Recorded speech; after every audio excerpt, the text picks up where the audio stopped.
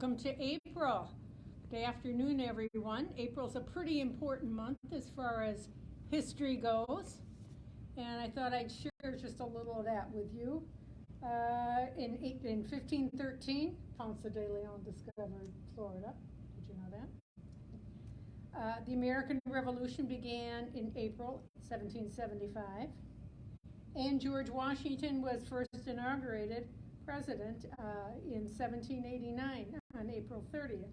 So lots of things historically have happened in April, and it's a pretty important month when it comes to Department 56 and Snow Village Halloween. We've got a few mid-year introductions that we've teased you with a little bit the last couple of weeks. 2023 marks the silver anniversary, or the 25th anniversary of this popular village, and our creative team, of which Carrie is a member, has been tempting you with some hints about what that special piece would be.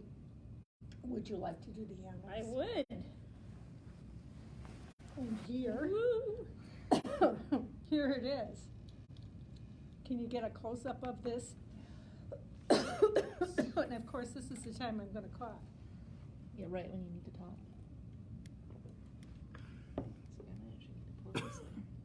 Do you want this further this way? Yeah. I'll bring it over here. That would be great. And the silver bullet is, of course, a nod to one of our most popular subsets that we've ever done for Snow Village Halloween, which was the Haunted Rails train. A couple things I should point out on this piece. One, it is the silver bullet, and the silver bullet is significant. We've got the werewolf caged up in the back, and you can see it is a lighted piece. As we have on each of the cars for the Haunted Rail, we have the lighted jack-o'-lantern somewhere on each piece, and you can see it's on the back there. And if you look at the side where the sign is, it says established 1998, which is the year that Snow Village first came out. So there's a lot to look at on this piece. It's really a neat piece. It's got some nice added on features on this. There's a coil of rope on this side, and there's some, I don't know what you would call that, like netting on the other side. And this was designed by Scott Enter. And there is an accessory that goes along with this that Kiri is going to talk about in just a minute. But we're going to introduce the other. First things first. First things first, we're going to introduce the other lighted house. So let's bring out the other lighted house for Snow Village Halloween for this year. Thank you. And what we have here is, let's take that piece off. I was going to show, well, we can do that later. This is Ichabod Crane's house.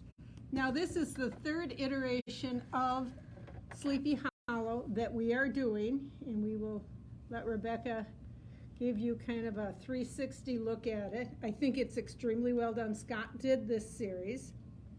I am not sure who did the first new Sleepy Hollow series we did. But Scott did not do the second one. So I did want to, just for those of you who said it's third time, the first time, this is from 1990, and it was considered part of New England Village. And you can see they're very charming, very friendly looking pieces this time. And there were 4 pieces and 3 accessories, if I'm remembering correctly here. And these were done between 1990 and 1993. And of course, all of these are based on a real American classic, I don't want to say horror story, but a kind of a scary tale told by Washington Irving. He published a book of short stories, and this was one of the short stories that he published back in 1819, called The Legend of Sleepy Hollow. The second iteration that we did for a series that we do periodically called Classic Brands. And this was done in 2008 to 2010. and it looked something like this. Now, Carrie, we can bring up that other one. I happen to have had one of the pieces from that series in the office. Let's put them next to each other. Oh, yeah. And show how nicely they go together. Coloration, style. I mentioned to Carrie, I said, but look at how different the leaves look. And what was your response on that? It's just the way the individual artist tends to design the leaves. Yeah. Because this one is very classic Scott. Enter. You could tell that by just looking at the leaves. Definitely. He makes clumps of leaves like that. And these are really all very individualized. And spread out more. Yeah, very much so. And let's just kind of slowly take a... This happens to be the Sleepy Hollow Church. Now, the second time we did these for classic brands, there were 4 SKUs. So each lighted building came with an accessory. Now, the church came with a gate, like a cemetery gate. There was the house, and the house came with Ichabod Crane on the horse. And then there was the Witch's Hat Tavern that came with kind of a witch and a sign kind of deal. And then there was a set of the Headless Horseman accessories. It came with the bridge, the hanging tree, and the Headless Horseman. And I believe on the back of each one there was a little story, as you can see on the back of that one. So if you have this set from between 2008 and 2010, these new pieces will go beautifully with it. Even the size, I think, is pretty good, and the colors and everything just, I think, goes really well with it. And so those are the two new lighted pieces. We have the Silver Bullet for Snow Village Halloween. Now that will be a limited edition, only be made this year. It will have a special bottom stamp on it. So if it's something you're interested in, please make sure you talk to your retail stores or where you buy your product and let them know that you're interested in this. They're ordering now. So let's take these off here, Carrie, and I brought a couple of pieces. I still had a couple of pieces of the train. I just wanted to show how nicely they go with the existing pieces of the train. So let's pull this out of the way. Kind of nice when you have a little help. So we have the silver. Well, we can put the Silver Bullet in Hook them up. and hook them up. This one would have to be. This is the one that would have to be plugged in. Put the caboose on the end. You could. I think you can plug this one in the back. It doesn't go in there.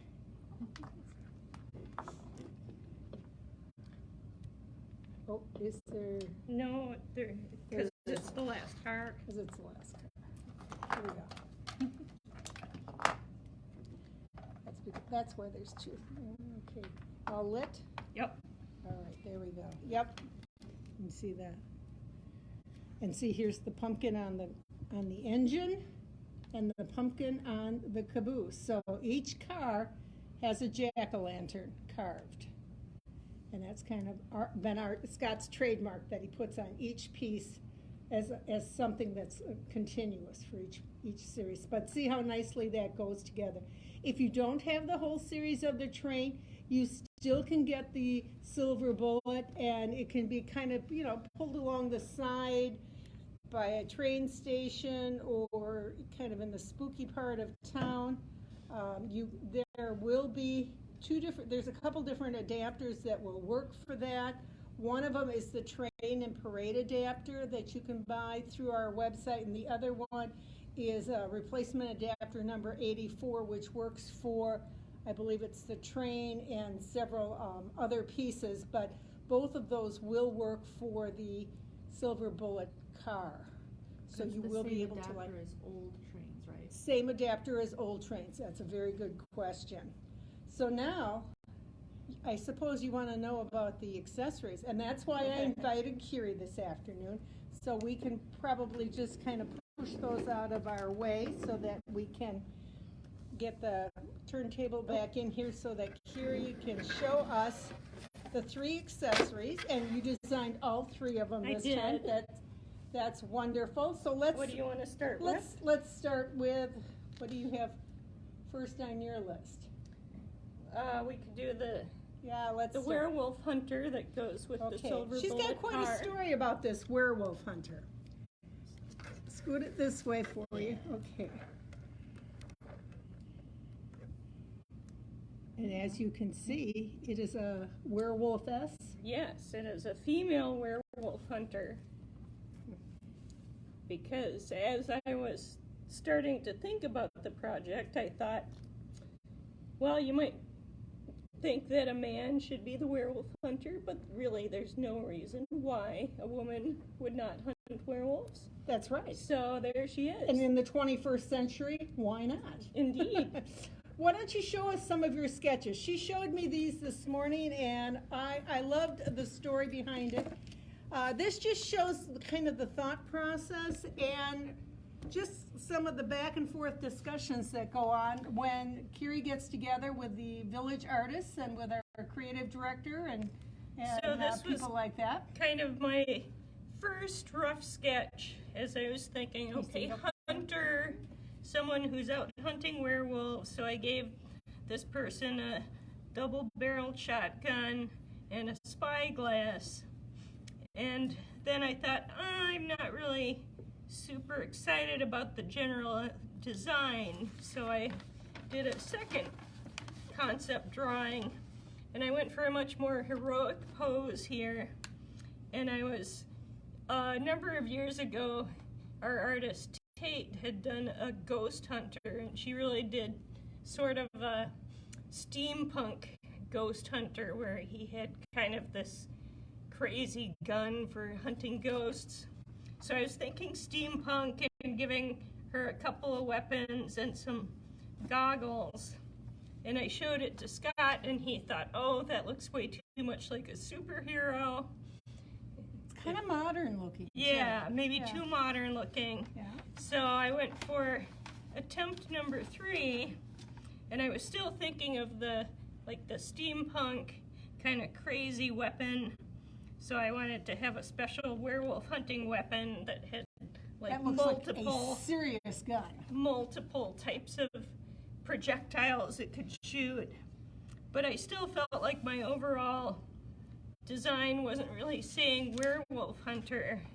So then I went to the closer to where I ended up, where my werewolf hunter is wearing a werewolf skin cap, sort of like a coonskin cap. See that down there? And has some more werewolf pelt, but I still was going with kind of the crazy steampunk gun, and people were not super crazy about the gun because, again, it was too futuristic. So that's how I ended up where I finally settled, with sort of the blunderbuss weapon. Blunderbuss, is really that what it's That is called? what that's called. Really? Isn't it great? Yes. So in the final version, we've got the werewolf skin, and she's got like a silver chain here for tying up a werewolf. And she's got I see that right she's got there. little claw marks on her face from hunting werewolves. Very blunderbuss. Blunderbuss. Very interesting. So that just, I mean, you did what, 4 or 5 different, completely different sketches before you came up with what was going to It work. doesn't always have such a long evolution, but sometimes that's how it goes. Any questions about this one? No specific questions. There's a lot of people like even little heart comments. Oh, on it. Oh, A lot of good, people really good. like it. Cool. That's always Cool. kind of fun. A lot Yeah. of people really like seeing like all the sketches. Oh, I and bet. stuff. Oh, yes, yes. Okay, so now this is for the silver bullet. So this will go with that piece over there. And then you've got 2 more to show us.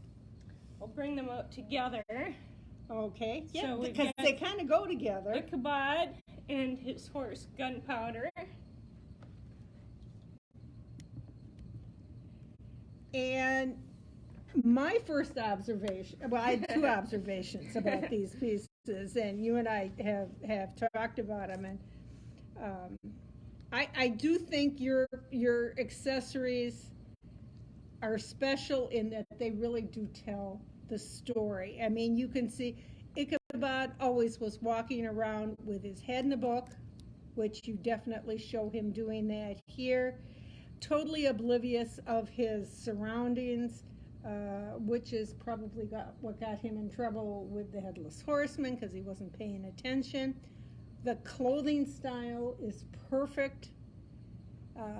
He's not quite as homely as maybe he was in the story. I had to work at making him more homely. Did Too you bad really? I didn't have art to show for that, because he started out, I thought I was making him skinny and homely, but then I got told more skinny, more homely. That's funny. And then with Gunpowder, and that was the horse's name in the story. Right. Yeah. And I think if we bring the house back, we can see on the side of the house. Oh yeah, there's You the can see, water trough where Gunpowder would drink. and it looks like he would just kind of mosey on up there, and it does say Gunpowder on there, so that's pretty cool. And I thought what was neat about this piece is there's a book and an apple there, an apple for the teacher, and I love the fence on this little old cottage, kind of a little, not really a log cabin, but probably just barely a step up from there, because the town really paid, and this was true all over America at this time in the early 19th century. The town usually either had the schoolmaster stay with one of the families, or they found an old abandoned place for him to put him up in.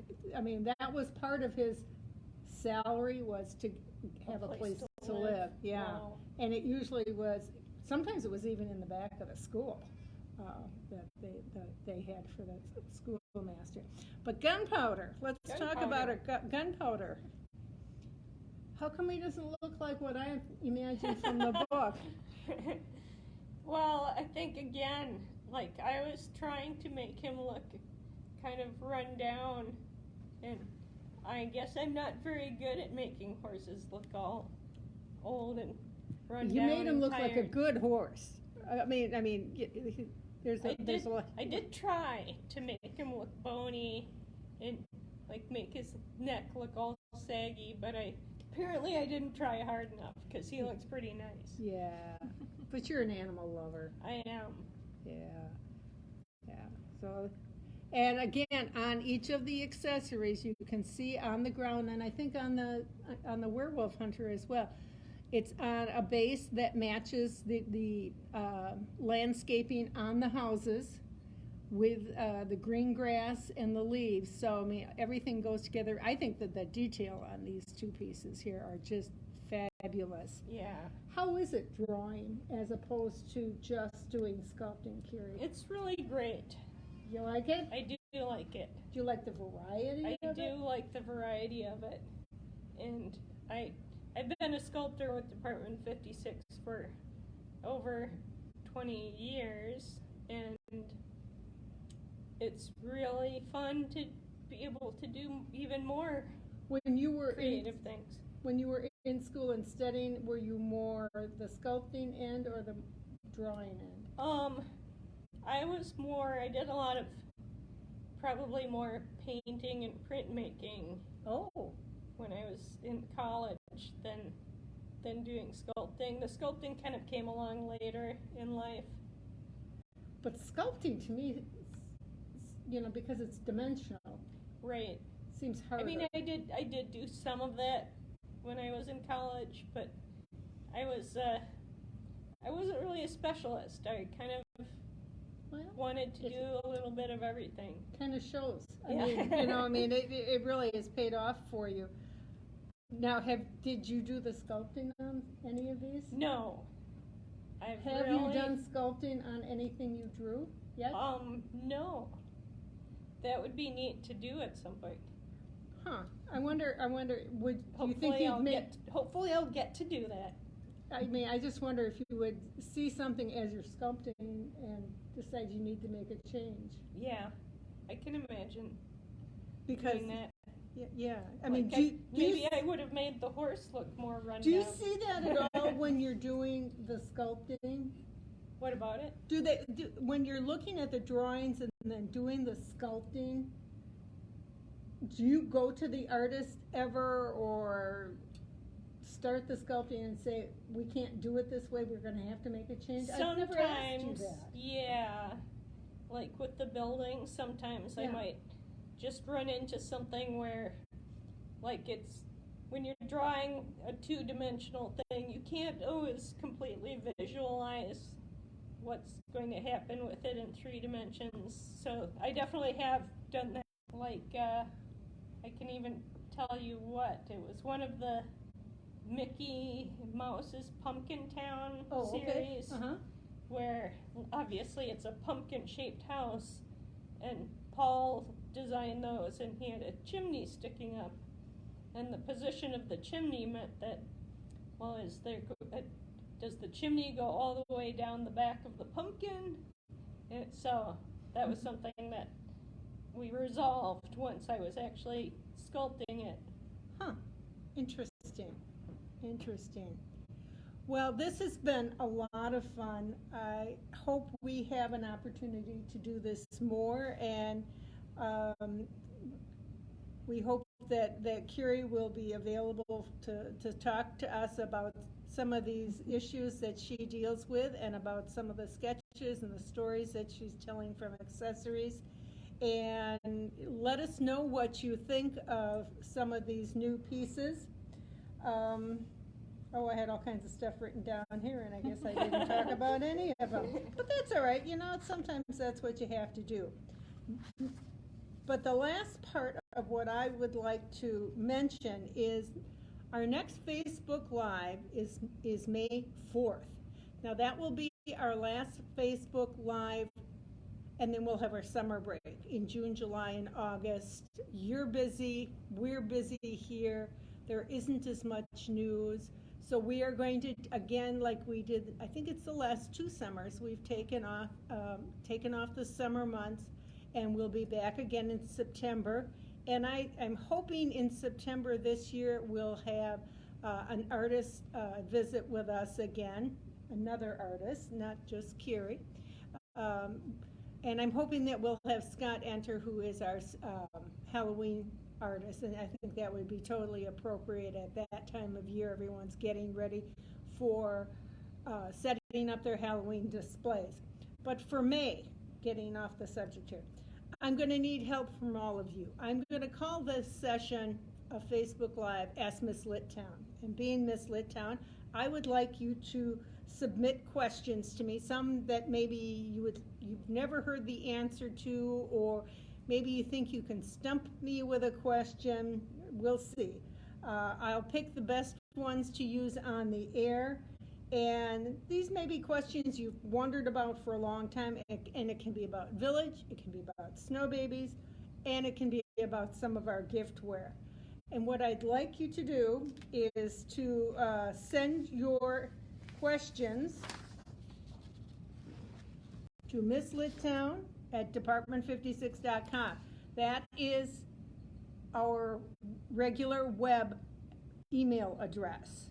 And if you would put in the subject line, ask Miss Littown or just Miss Littown, either one will work, and then I'll collect them and come up with some, and you may have questions that are the same as somebody else, but then we'll take all the questions that are submitted and put them in a hat and pull out 3 lucky winners, and you'll all get something really special from us. And who knows, maybe it'll be a signed piece from one of our artists. So we look forward to that. And I will be putting something up on Facebook real soon, like by tomorrow, that gives you the same information and lets you know that we need to have those answers by April 24th so that I have time to research those questions and get them ready for May 4th. So, So is it M Littown or MS Littown? Oh, you're right. Oh, you know, would help if I proof. It's MS. But, thank you. Oh, somebody else is running down the hall saying, you got the wrong email address. It's MSLITTOWN at department56.com. Don't look at this. It's only my email address for the last 20 years, so, you know, what would I know? Good catch, everybody. There'll be that post tomorrow that you'll Yeah, you'll it'll make be in sure. that post tomorrow, the Yes. right address. Yes. Oh. In the meantime, it's a beautiful sunny day here in Minnesota, even though we still have snow on the ground. Happy Easter, happy Passover. See you next time.